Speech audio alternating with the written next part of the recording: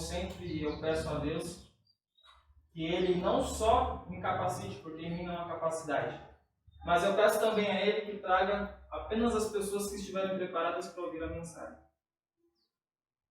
Às vezes não, eu digo por mim mesmo, principalmente quando eu sou escalado para pregar, eu fico muito em dúvida. Qual é a mensagem que o povo de Deus precisa ouvir? Qual é a mensagem que Deus quer que eu fale, não que eu quero falar? Porque essa mensagem ela precisa fazer diferença nas nossas vidas, na vida de todos, para que nós, ao retornarmos para casa, não voltemos ou da mesma forma ou pior. Algo precisa fazer uma diferença na nossa vida. E quando nós ouvimos a palavra de Deus, apesar de toda ela ser inspirada, existem momentos em que alguns textos vão ser específicos para aquela situação em que vivemos. É o texto que nós precisamos ouvir naquele momento da nossa vida. O tema de hoje ele se chama a Batalha pela Mente. Nós entendemos que nós vivemos em um conflito cósmico entre o bem e o mal. E quando você para analisar, a batalha ela não é por um pedaço de terra, não é pelo planeta Terra e as coisas que existem nele, não é pelas riquezas, não é por domínio e poder no sentido das coisas materiais, mas essa batalha ela é por almas humanas. E é por isso que essa batalha espiritual ela acontece dentro da minha e da sua mente. Existe um conflito, assim como nos desenhos animados mostram. Ao olharmos o desenho, até assim, parece até algo superficial, assim a gente leva na brincadeira, nós levamos de uma forma banal, quando aparece lá no desenho um diabinho de um lado, um anjinho do outro, cochichando as coisas que nós devemos fazer ou que não devemos fazer, e aí nós escolhemos quem nós vamos ouvir. E nesse conflito não existe meio termo. Ou você está de um lado ou você está do outro. Ou você está do lado de Deus ou você está do lado de Satanás. Deus não faz nada em pacto, em companhia com o diabo. Não existe nada de Deus que seja feito em parceria com o diabo. E é por isso que eu preciso que os irmãos entendam hoje o que nós vamos ver. E eu quero que vocês tenham em mente que essa mensagem não é minha. Eu tinha uma mensagem para pregar, eu tinha uma mensagem para passar, mas quando eu vi essa mensagem, eu achei de extrema importância e relevância que todos vissem. Porque quando nós vemos a igreja como um todo, nós queremos que a igreja se vivifique, que ela tenha uma transformação. E muitas vezes a gente nós ficamos tentando encontrar qual é o problema. O que é que está sendo a trava que não deixa a igreja avançar? E eu creio que essa mensagem pode e vai fazer a diferença na sua vida. Em nome de Jesus. Para começar, nós vamos abrir em Filipenses, capítulo 4, versículo 4. Filipenses 4, 4. Um verso bem conhecido, mas que nós paramos para meditar muito pouco nele. Prestem atenção. Regozijai-vos sempre no Senhor. E outra vez digo, regozijai-vos. Seja a vossa moderação notória a todos os homens. O Senhor está próximo. Nós cremos que o Senhor está próximo a voltar. Precisamos ter essa certeza. E não estejais inquietos, ansiosos, por coisa alguma, por nada. Nada nesse mundo deve nos inquietar e nos deixar ansiosos. Mas em tudo, pela oração e súplica com ação de graças, sejam as vossas petições conhecidas diante de Deus. Para o nosso tempo, Deus nos dá instruções claras. Ele diz assim: tudo o que é amável, tudo o que é puro, tudo o que é honesto, tudo o que é de boa fama, se há algum louvor, nisso pensai. E eu pergunto, será que tudo que nós estamos fazendo está voltado nesses princípios? Será que nós estamos nos envolvendo com tudo que é puro, com tudo que é honesto, com tudo que é de boa fama, com tudo que é agradável, com tudo que é santo? Nós estamos nos envolvendo com essas coisas? Existe um homem que ele é um dos precursores, um dos grandes contribuidores da ciência da linguagem. Um linguista. E ele diz assim, o nome dele é Wilhelm Humboldt, algo assim. Eu só tenho acesso ao teu pensamento, prestem atenção, através da tua linguagem. Por quê? Porque a boca fala do que o coração está cheio. E olha o que mais ele diz. Eu só tenho acesso ao teu pensamento através da tua linguagem. E a linguagem é o quê? A expressão do pensamento. Então, logo, a linguagem está associada intrinsecamente ao meu pensamento. O meu pensamento, ele vai reproduzir dessa forma, na minha linguagem. E um outro teólogo, também linguista, ele diz o seguinte: a linguagem não é um mero comunicador de pensamento. Não é só isso. Vai além. Ela é o próprio pensamento. Ela é a essência do que está dentro dos meus pensamentos, da minha mente. Diz mais. David Clarke, ele diz o seguinte: sempre que alguém pronuncia uma frase, ela está fazendo algo. Sempre que alguém pronuncia uma frase, ela está fazendo algo. Existem alguns experimentos muito interessantes que fizeram com alguns macacos, que é o seguinte: esses chimpanzés, eles eram colocados alguns aparelhos na sua mente, e sempre que algum macaco fazia algo, eles colocaram outro macaco assistindo. E o interessante disso é que os mesmos neurônios, que eles chamaram de neurônios espelhos, que eram ativados na mente do que estava fazendo, eram ativados na mente do que estava assistindo. Vocês têm noção do quanto isso é profundo?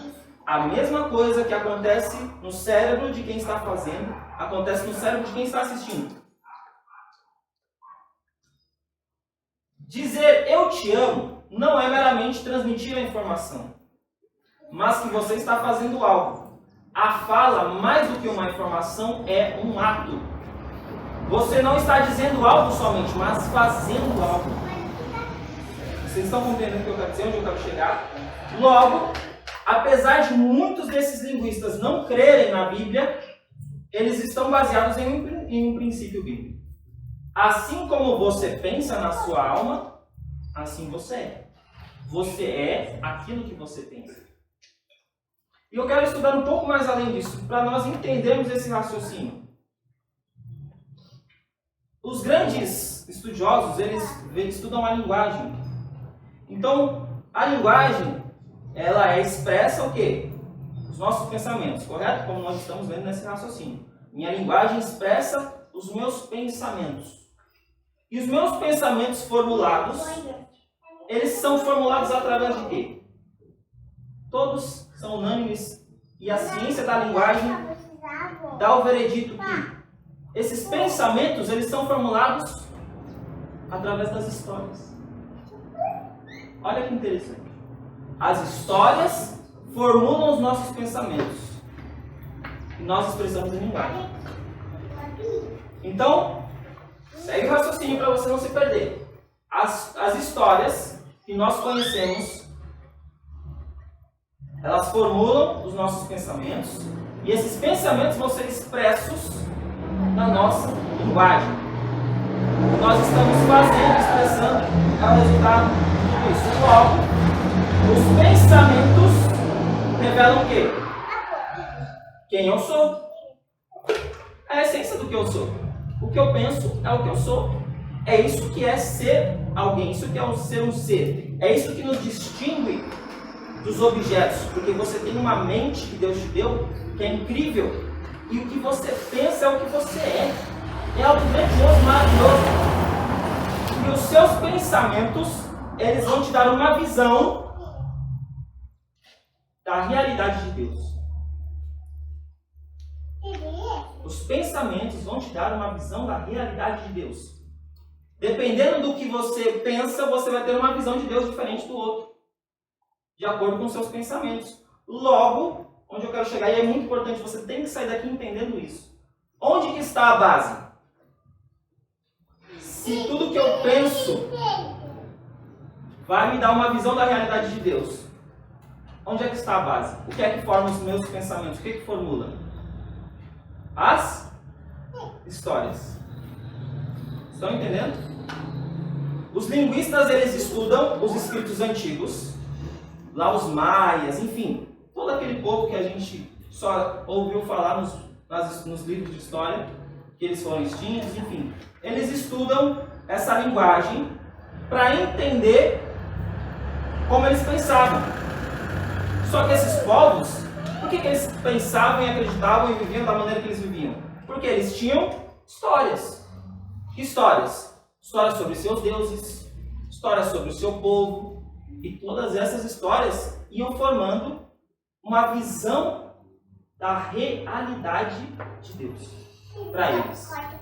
Então, dependendo de como o Deus deles agia, ou da história que eles tinham do conhecimento de Deus, eles tinham uma visão diferente. Bom, Deus, nosso Deus, ele é assim. Se nós pisarmos na bola com ele, ele nos castiga. Bom, se nós fizermos o ritual dessa forma, ele vai nos enviar chuva. Se nós fizermos assim um sacrifício para o nosso Deus, porque o nosso Deus gosta disso, ele vai se agradar. Então, a realidade desses povos foi formulada através das histórias. Agora, interessante. Quanto da Bíblia são histórias ou narrativas? Quanto da Bíblia? Tudo. E mesmo que não é uma narrativa, uma história, ou algo mais abstrato, como o livro de Hebreus, por exemplo, as cartas de Paulo, elas se baseiam em quê? Em histórias do Antigo Testamento. Mesmo que não seja uma narrativa, uma história, são coisas que se baseiam nas histórias que foram contadas na Bíblia. E aí eu pergunto para vocês, quanto nós temos nos dedicado a esse livro? Quanto tempo nós temos passado com a Bíblia para que a visão que eu tenho da realidade de Deus seja feita na minha vida? Quem é o maior interessado em que nós não leiamos a Bíblia? Satanás. Por quê? Porque um dos maiores objetivos dele é que você não acredite que existe um Deus. E se ele não conseguir fazer com que você não acredite que Deus existe, ele vai querer distorcer a imagem que você tem de Deus. Porque se ele conseguir isso, se ele conseguir dominar a sua mente e fizer você acreditar da maneira errada, pronto, ele te pegou. Você está nas mãos dele. E a batalha pela mente foi vencida. Quanto tempo nós temos dedicado a esse livro? Para que uma realidade saudável sobre Deus seja feita nas nossas mãos. Então Deus, ele muito sábio, ele entendendo tudo que nós vimos aqui sobre as histórias, o pensamento, a expressão da linguagem, Deus muito sábio, ele nos criou, ele nos conhece melhor do que ninguém. O que ele fez? Deixou histórias na Bíblia que vão mostrando quem Deus é. E a partir dessas histórias, você vai criando na sua mente um panorama do que Deus é. Só que se você não estudar devidamente a Bíblia, você vai ter uma visão errada de Deus. Como nós vimos, Satanás quer distorcer a realidade que Deus realmente é. Vamos ver alguns textos para ver o que o pensamento profético diz a respeito dessas coisas. E Satanás, muito sábio, se Deus vai criar histórias para que na mente do ser humano seja feita uma realidade saudável na vida dessa pessoa, o que Satanás vai fazer então? Se Deus usa histórias, o que Satanás vai usar? Histórias. Para distorcer a realidade e como ela realmente é. Vamos ver algumas coisas e refletir sobre elas. Olha o que a irmã acha. Eu vi que jovens e adultos negligenciam a Bíblia. Não fazem desse livro seu estudo e regra de vida como devem. Qual deve ser a nossa regra de fé? Deve ser a Bíblia. Os jovens são especialmente culpados dessa negligência. A maioria deles está preparada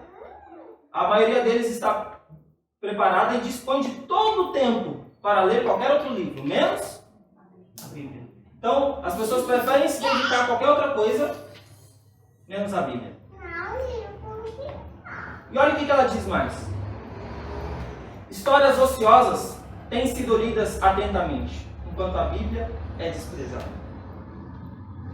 Será que é uma realidade? Isso ela escreveu há mais de 100 anos, mas parece que é uma realidade para nós hoje. Mas a palavra que aponta para a vida eterna, não é esquadrinhada e estudada diariamente. Nós passamos às vezes horas em outras coisas, menos, como diz alguns textos, desenterrando as pérolas que existem na Bíblia. Tem coisas na Bíblia que se você não cavar fundo, você não vai entender.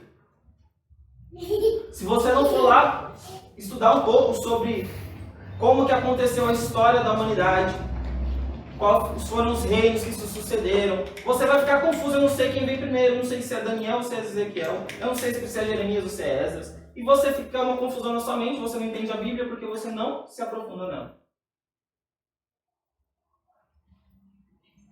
Histórias ociosas têm sido lidas atentamente, enquanto a Bíblia é desprezada. O que mais que ela diz? E os que dão rédea solta à mente para o quê? Se divertir. Mas eu estou só me divertindo. É só para mim me entreter um pouquinho. Como ela chama essas histórias? Histórias tolas. E contos ociosos alimentam a imaginação, mas o brilho da palavra de Deus fica eclipsado, ofuscado. Então vamos lá. Se a Bíblia, o salmista diz que a Bíblia é o quê?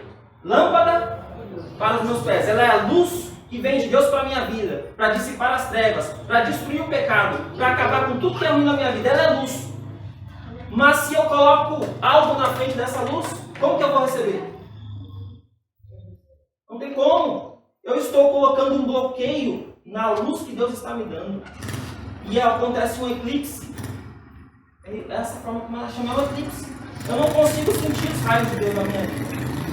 E qual que é a consequência? A mente é diretamente desviada de Deus.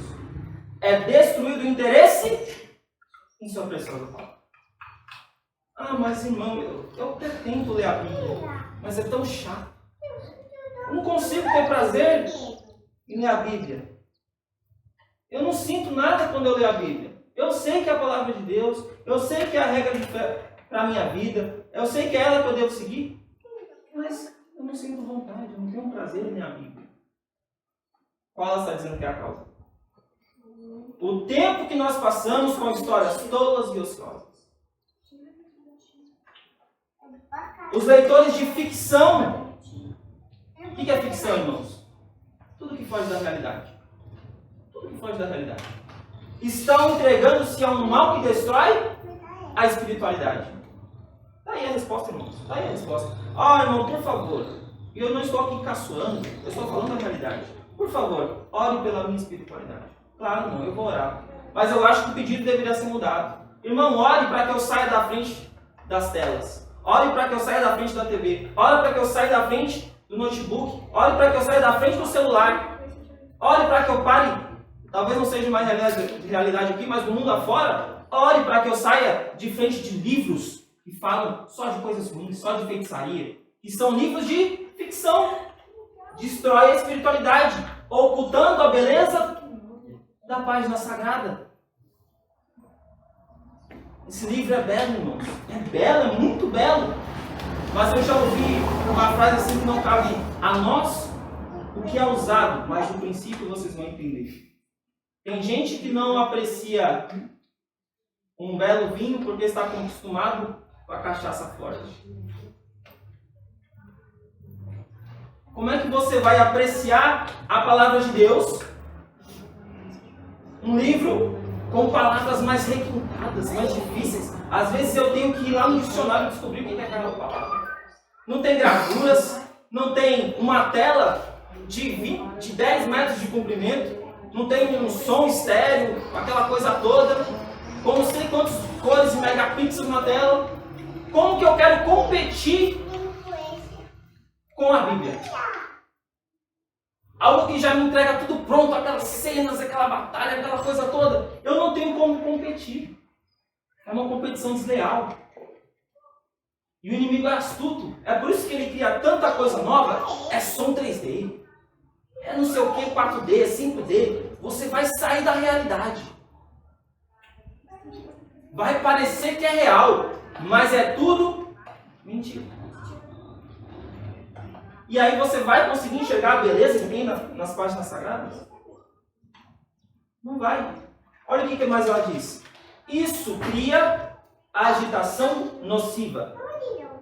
Uma agitação nociva, uma agitação que faz mal. Ela exalta a imaginação, incapacita a mente para a unidade.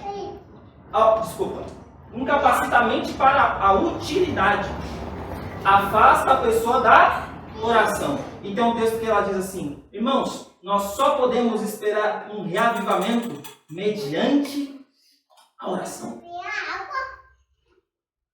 Somente com a oração que nós vamos ter uma resposta de um verdadeiro reavivamento. Mas a igreja está morta, a igreja não vai para frente, está faltando oração, está faltando estudo da palavra. Mas essas coisas estão fazendo o quê?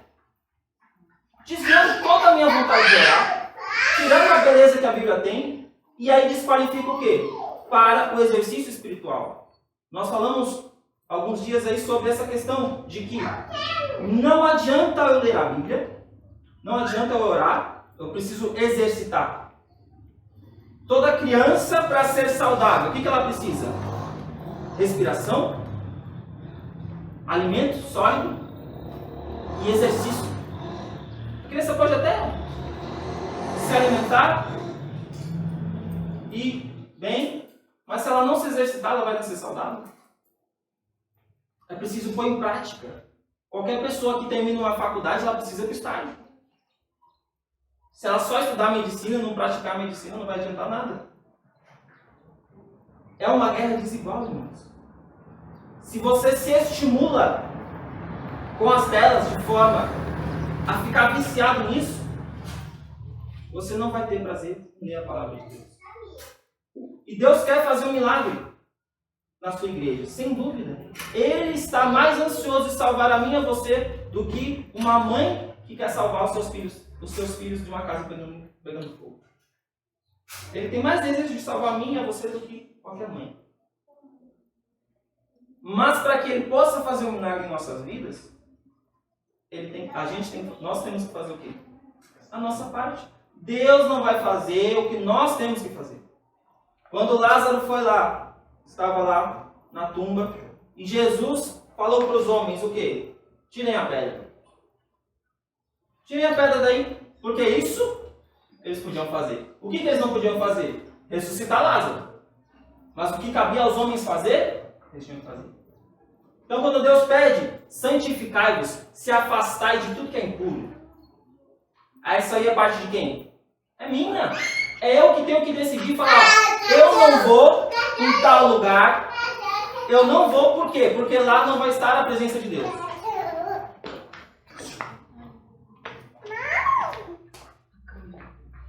Lá não vai estar a presença de Deus, eu não vou me contaminar com isso. Eu não vou escutar essa música porque não está honrando a Deus. Eu não vou ler isso, eu não vou assistir isso porque não está glorificando a Deus. Eu tenho que decidir não assistir essas coisas, não ouvir essas coisas, não ler essas coisas. Parte de mim e aí Deus vai fazer o milagre.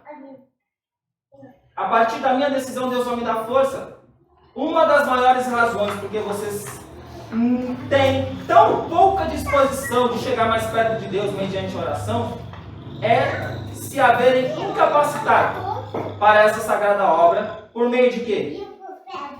Da leitura de histórias fascinantes, as quais têm estimulado a imaginação, despertado profanas paixões. Às vezes nós temos aqui certas tendências e nós herdamos ou cultivamos estão ali, só esperando, sabe, igual palha, quando se jogar uma faísca, pega fogo. Muitas coisas dentro de nós é isso. Está ali escondido, só esperando ser despertado. Basta o quê?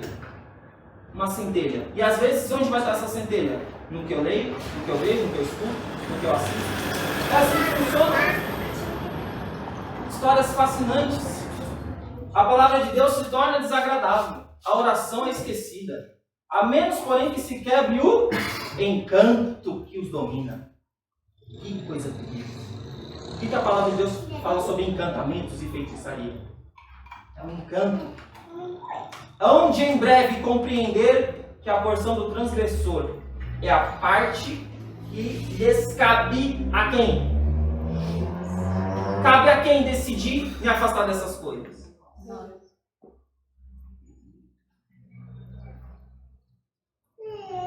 Se fosse possível eliminar grande parte dos livros publicados, seria detida uma praga que está realizando uma obra terrível sobre a mente e o coração. E claro, irmãos, nós temos que ter aqui, pegar o princípio e a essência da coisa. Aqui ela está falando sobre livros, mas qual que é o ápice hoje? Qual a diferença de eu assistir e de eu ler essas histórias? Não faz nenhuma diferença. Não faz nenhuma. O princípio é o mesmo. Só piora. Só piora. Romances, contos banais e excitantes, e até mesmo os livros chamados de novelas religiosas. Não, mas eu estou lendo esse livro aqui, mas é porque ele é baseado na Bíblia, assim, no sentido de que, né, alguém escreveu aqui, tem as novelas religiosas, né? José do Egito, Moisés, e o povo escreve, e se você ver um episódio, você vai ver, em um episódio só, 50 coisas que não está escrito na Bíblia. E que foge totalmente. Foge totalmente. Quando saiu Paixão de Cristo, todo mundo saiu falando, não, esse filme é fantástico. Todo mundo tem que assistir esse filme. Esse filme é baseado no Desejado de Todas as Nações. Eu não sei em que Desejado que esse homem se baseou. Porque Mel Gibson nunca leu o Desejado de Todas as Nações. Porque segundo o que ele fez naquele filme, tem tantos erros, mas tantos erros cristocêntricos naquele filme. Ali, sem você perceber, tem até culto a Maria. Naquele filme da Paixão de Cristo. E as pessoas dizem que foi baseado na Bíblia. E está tudo bem. Irmãos, o relato fiel está aqui. O relato fiel está na Bíblia. Obras nas quais o autor incorpora à história uma lição moral. Não, mas eu estou assistindo esse filme, ele está cheio de coisa errada. Ele tem ali mostrando um pouquinho de sexo e tal, uma violência, mas tem uma lição moral no fundo dele. É só isso que eu quero. São o quê? Uma desgraça para os leitores. Ah, mas a minha vida está na desgraça. Nada vai para frente. Você está permitindo. São uma desgraça para os leitores. Vai acabar com a sua vida. Na maioria dos casos, Satanás está apenas revestindo das roupagens angélicas as mais eficazes para enganar e seduzir. Se for preciso, ele se veste a quê? Até de anjo de luz.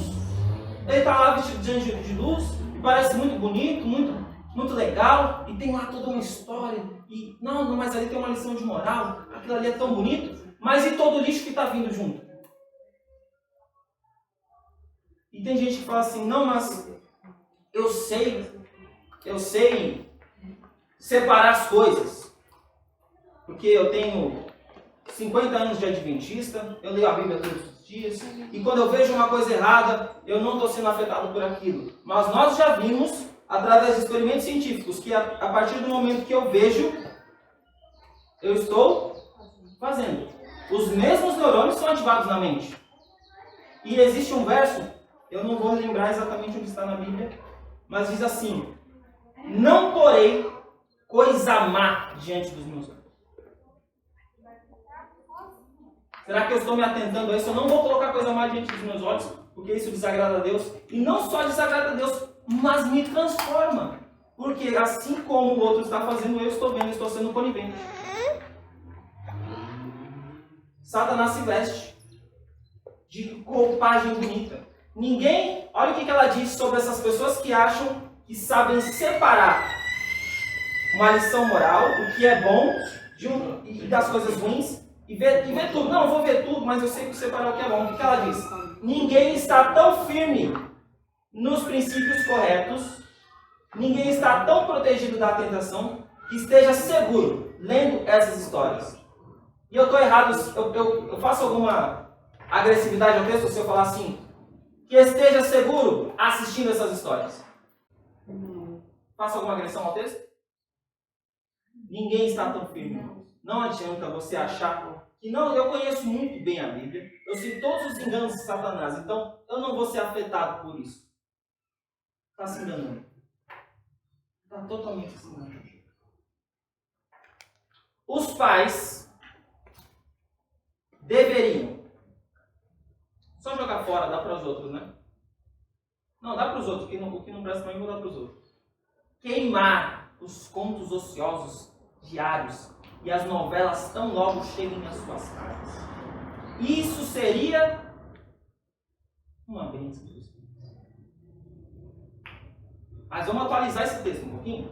Não vou fazer nenhuma agressão. Os pais deveriam eliminar, deletar, cancelar Netflix. Tão logo chegue em suas casas. Corta fora. Isso vai ser uma bênção para os seus filhos e para você também. Estimular a leitura desses livros é como praticar feitiçaria. Irmãos, vamos hoje à tarde, o que vocês acham? Eu esqueci desse anúncio. Tem algum centro de macumba por aqui? Algum terreiro? Bom, mas se não tiver, a gente pode se reunir. O que vocês acham? Da gente se reunir, pegar uns livros de magia, fazer uns pentagramas no chão. Vamos ver o que dá. Só brincar. É só de brincadeira. Só ver o que acontece. Estimular a leitura desses livros é como praticar. A palavra de Deus é clara. Os feiticeiros, os mágicos não entrarão no reino dos céus. Você está lendo, assistindo? É como se você estivesse praticando. Eles confundem e envenenam a mente.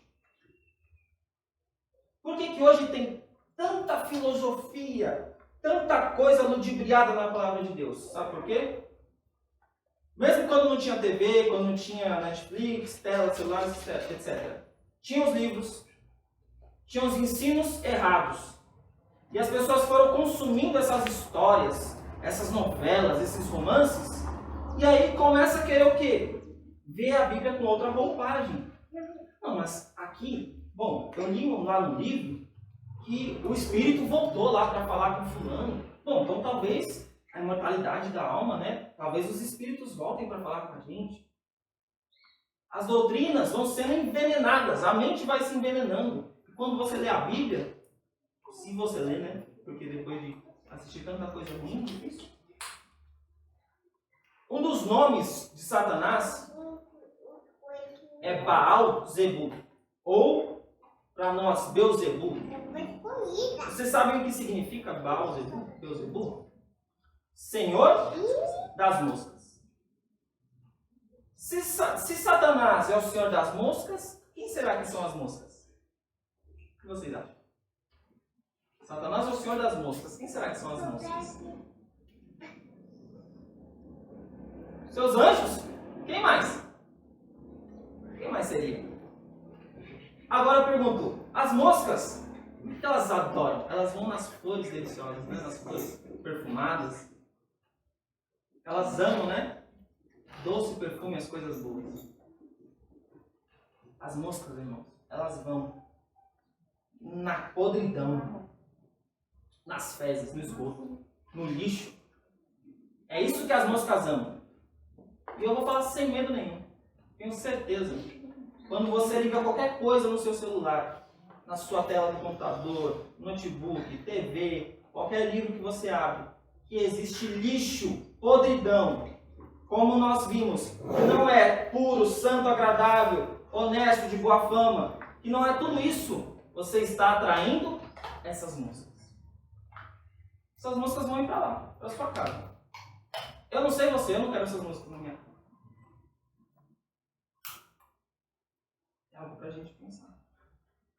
O que é que nós temos deixado nos influenciar? E eu quero ser bem objetivo aqui com uma coisa. Se nós vimos o que essas coisas fazem com a nossa mente, o que vocês acham que fazem quando alguém prega sobre a morte de Jesus? Faz sentido para a pessoa? Se a pessoa está acostumada com aquelas histórias, aquela coisa toda aquela cena de magia, de ação, não sei o quê, faz sentido. A história da morte de Jesus, a ressurreição, pode até acreditar que aconteceu, mas isso atinge ela? Isso tem efeito na vida dela? Não tem. E para muitos na igreja é isso. Acreditam que Jesus morreu. Acreditam que Jesus ressuscitou. Acreditam no que Deus diz na sua palavra, no sentido de só acreditar que está ali, que a Bíblia é a palavra de Deus, mas não atinge a sua vida. Não faz efeito nenhum. A pessoa fala da morte de Cristo, da morte do Deus do universo. E é incrível porque às vezes a gente fala assim, não, mas tem uma história impressionante. Fulano foi lá. Ele amava tanto a fulana que ele morreu por ela. E a gente se comove com aquilo. Mas quando a gente fala da morte do Deus do universo, é isso aí mesmo. Ele morreu, legal. E agora? Não faz efeito. As histórias lá do mundo estão mais interessantes. Se eu consumo esse material, eu vou ser afetado. Por isso que não adianta, como eu disse, eu tinha uma pregação para trazer aqui, mas de que adianta eu trazer uma pregação aqui que ela pode ter todos os embasamentos bíblicos, ela pode ter o maior cunhão espiritual que existe, mas se nós não estamos aptos para enxergar as coisas espirituais, para ter prazer em ler a Bíblia, em ver como Deus é maravilhoso, não vai fazer efeito. Porque nós estamos acostumados com tanta estimulação visual, com tanta comida temperada, que a comida sem tempero não tem graça. Entende o que eu quero dizer? E para nós, para qualquer pessoa que quiser mudar, ela vai precisar fazer uma coisa. Todo mundo que precisa mudar uma alimentação, deixar de lado essas coisas e voltar a ter prazer na palavra de Deus, voltar a ter prazer no alimento puro e simples, sem um monte de tempero, ela vai precisar fazer uma desintoxicação, um jejum.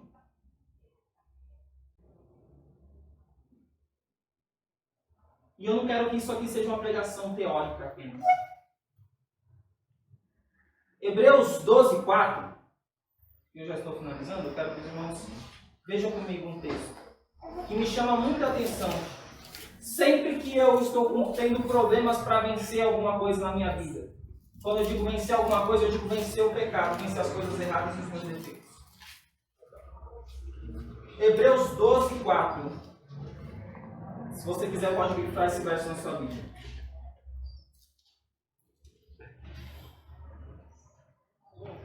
Hebreus capítulo 12, verso 4. Vós ainda não resististes até ao sangue, lutando contra o pecado. Mas, irmão, eu não estou conseguindo vencer. Você já resistiu até o sangue? Já fez tudo que pode mesmo? Será que você fez tudo que você podia? Será que você tomou uma decisão firme de realmente cortar isso? A pessoa que quer parar de fumar, o que adianta ela querer parar de fumar e continuar indo no barzinho que os amigos dela estão fumando? Existem decisões inteligentes a se fazer quando a gente está lutando contra essas coisas. E o desafio aqui é o seguinte: Moisés, quando ele precisou passar por uma nova etapa, ele ficou 40 anos no deserto. 40 anos no deserto. Quando Jesus foi iniciar o seu ministério, ele ficou 40 dias jejuando no deserto. O povo de Israel estava no Egito. Foi contaminado com um monte de coisa ruim. E Deus fez eles passarem 40 anos no deserto. Para desintoxicar. Perder os costumes pagãos. Leva tempo, irmãos. Mas mesmo levando tempo, eu preciso de uma decisão firme. E o desafio hoje é esse. Você ficar 40 dias sem nada de filme, sem nada de novela, sem nada de tela, sem nada que não seja ficção, sem nada que seja ficção, romance, novela, nada dessas coisas. Foge disso. E faz um experimento com Deus, você mesmo. E veja se tudo isso aqui que a gente viu faz sentido. Porque se a minha vida espiritual e eu sinto que está ruim, porque não adianta, a gente sente quando está ruim. A gente sabe quando não está caminhando. Uma coisa é você estar lutando e você vê que você progrediu. Quando a gente escuta o testemunho de um irmão que fala assim, eu era viciado no videogame, hoje eu não sinto falta do videogame. Eu era viciado em ir na boate, hoje eu não sinto a mínima vontade de ir na boate. Enfim, isso mostra que é possível. Isso mostra que com decisão firme e com a força de Deus é possível. E o desafio é esse, 40 dias. E como eu disse, eu entendo aqui que quando alguém faz uma pregação, essa mensagem não é minha, essa mensagem é de Deus. Eu estou errado, se alguém quiser aqui e pregar em outra igreja e pregar a mesma mensagem, não tem nada de errado. A mensagem não é minha, a mensagem é de Deus. E então eu quero mostrar para os irmãos esse desafio que foi feito por um pastor em algumas igrejas que ele fez. Olha as mensagens que ele recebeu das pessoas. Pastor, boa noite. Não fez nem uma semana que aceitei o desafio e tenho a sensação de que já se passaram meses. No começo é difícil. Já estamos no Natal. Ele disse que aqui ele tinha feito em setembro. Né? Pastor, eu tenho sonhado com os filmes que assistia na Netflix. Às vezes, quando eu estou lendo o Espírito de Profecia, eu tenho que ler um parágrafo 2 vezes. Porque vem um devaneio, né? Dá aquela desligada assim. Eu não estou acostumado ainda a ficar lendo. E os desvaneios sempre são lembranças dos filmes que eu via. Está muito difícil. Tranquilo, pastor. Continuo na luta aqui.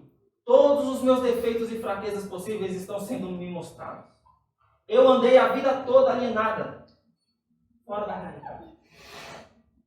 Estou tendo que lidar com a realidade por tempo integral. Quando você está consumindo tudo isso, você está saindo da realidade. É por isso que Cristo não faz sentido para você.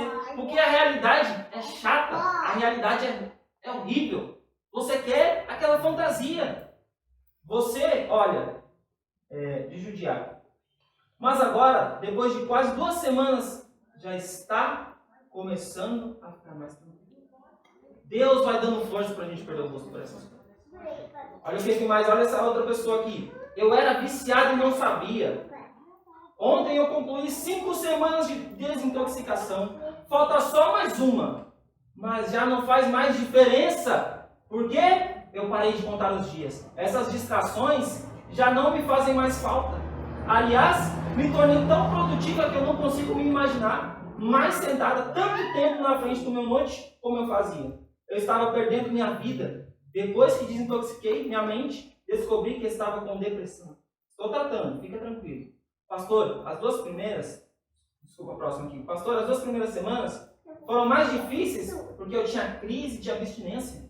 Eu sonhava com os filmes que eu tinha assistido. Eu tinha dores de estômago e de cabeça. Mas persisti. Olha como os efeitos que causam. Eu sou responsável pelas redes sociais da empresa. O que eu fiz? Eu terceirizei este serviço para não entrar em nenhum aspecto, em aspecto nenhum. Fui bem rigorosa, porque realmente queria uma experiência com Deus. E ele foi muito gentil comigo. Foi difícil aceitar que tinha jogado uma parte da minha vida fora.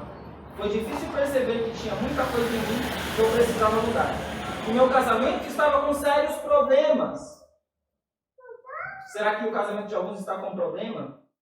Porque vem nos romances, nos filmes, nas histórias, uma realidade que é totalmente diferente do casamento real.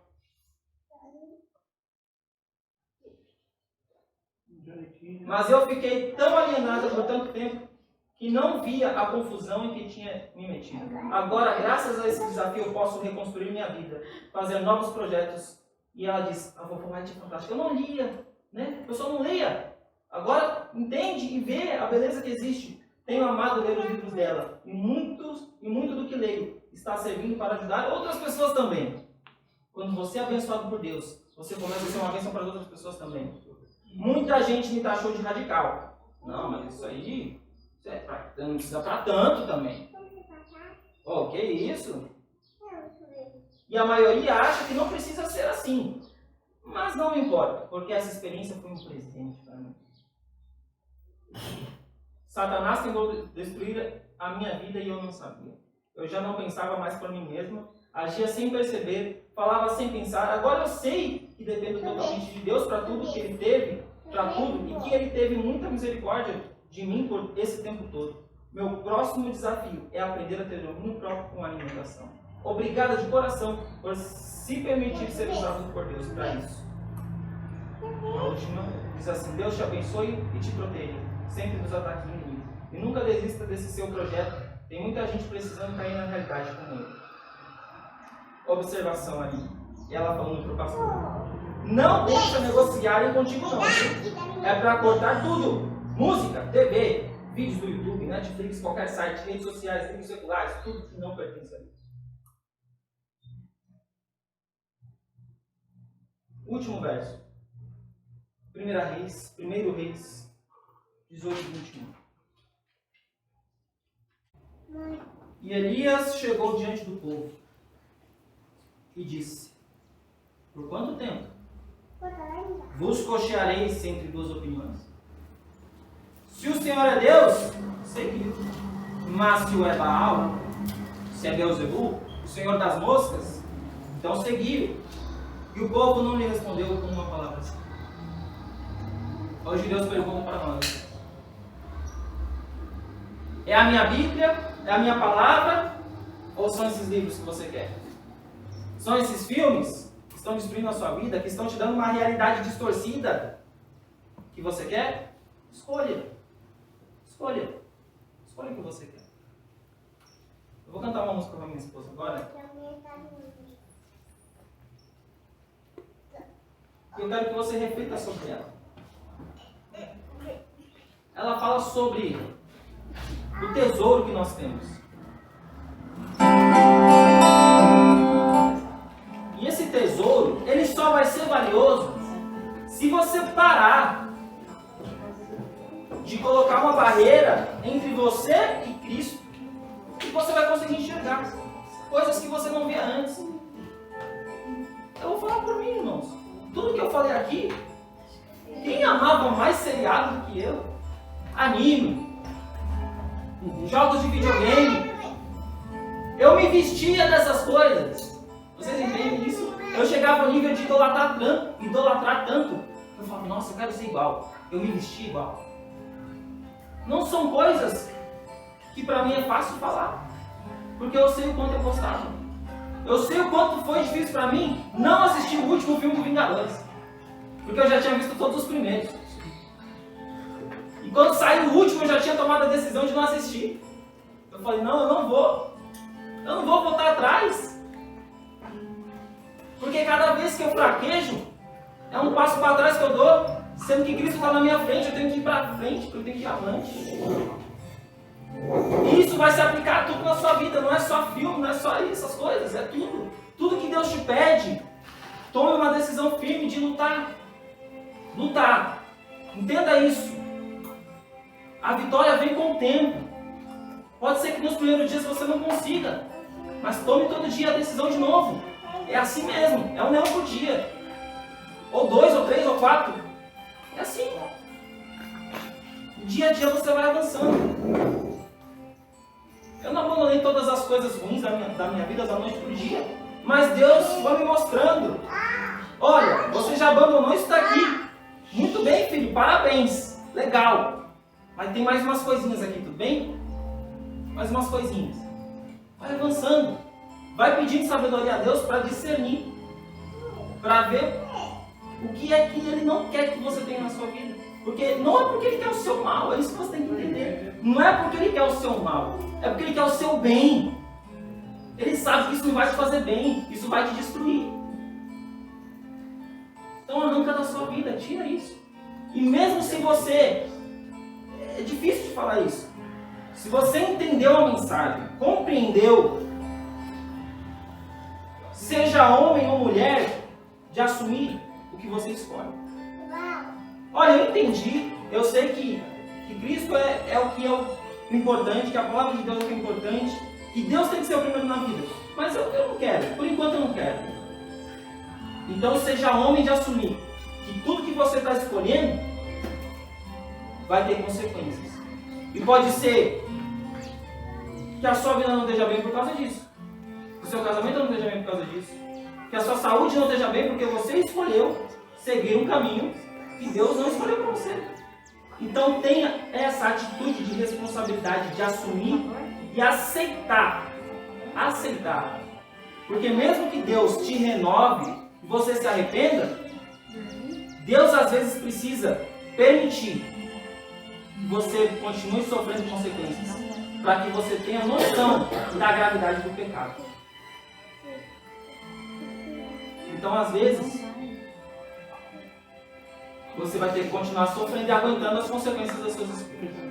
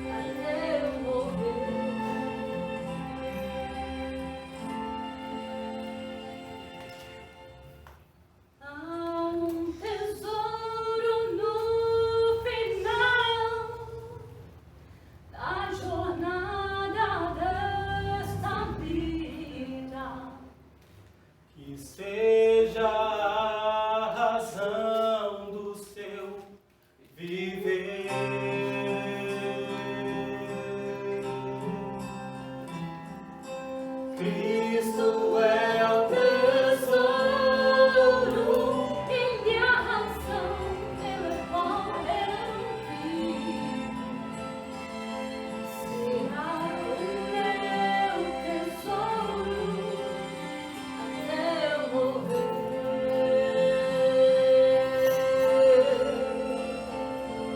Que seja seu tesouro.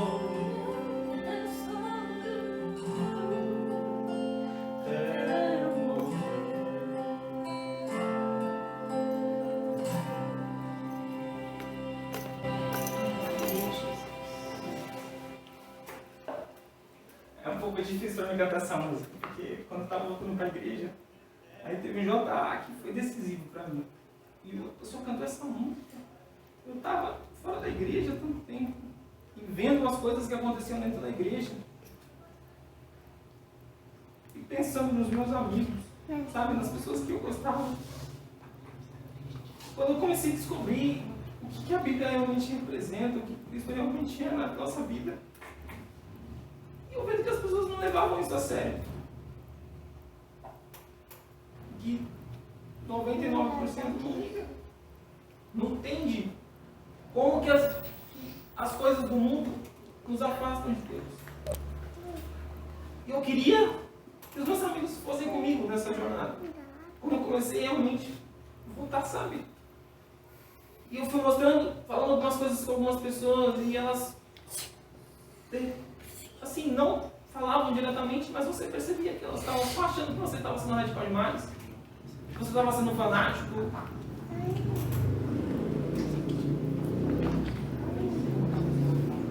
E eu sentia por elas. Eu queria que elas entendessem e vissem a beleza que eu via no Evangelho. E eu estava na igreja, e eu vendo um culto, que vocês me perdoem, mas a gente sabe que muitos cultos hoje já não são cultos a Deus, são cultos a Baal. Pela forma como ele é feito. Eu estava muito triste com aquilo. E, não sei, de repente, Deus, de alguma forma, para me confortar, fez o cantor cantar essa música. E ali no fundo da igreja, sentado. Aí eu comecei a chorar. E eu decidi que nada na minha vida ia ser mais importante do que a Bíblia, do que Cristo. Que tinha que ser meu tesouro. Que se eu vivesse aqui só para as coisas do mundo, que então melhor sair da igreja. Se não for para colocar Cristo em primeiro lugar, se não for para colocar Deus em primeiro lugar, e você tiver consciência do que você está fazendo, é melhor você sair da igreja. Não falo isso de uma forma grosseira para você sair, mas eu estou falando porque você não vai aproveitar nenhum nem outro. Você não vai desfrutar de nenhum dos dois e mesmo assim vai perder a sua salvação. Vocês entendem o que eu quero dizer? Por isso que eu acho que o verso é muito pertinente. Por quanto tempo vocês vão ficar indecisos entre duas opiniões? Eu quero que você tome a sua decisão no seu coração. E fica o desafio. 40 dias. E eu vou fazer mais um desafio que eu nem ia fazer. 40 dias. Sem essas coisas que você sabe que Deus não quer que você veja. Você sabe que é lixo. E eu quero que você aqui entre nós dê o seu testemunho. Dê o seu testemunho. Como foi diferente a sua vida nesses 40 dias. Se abstenha de música, se abstenha de filmes. Redes sociais, se for possível. Se você não trabalhar com redes sociais, se for possível, você se abster das redes sociais também. E não se engane. Nos primeiros dias vai ser uma tortura. Vai ser terrível. Parece que você não vai sobreviver. Mas as pessoas viveram tanto tempo sem isso, não morreram. Não é? Então quer dizer que é possível. A gente não vai morrer. A gente só vai sofrer um pouquinho no começo. Mas no final a gente vai ter uma recompensa. Vocês querem orar comigo? E eles? Dá um saco.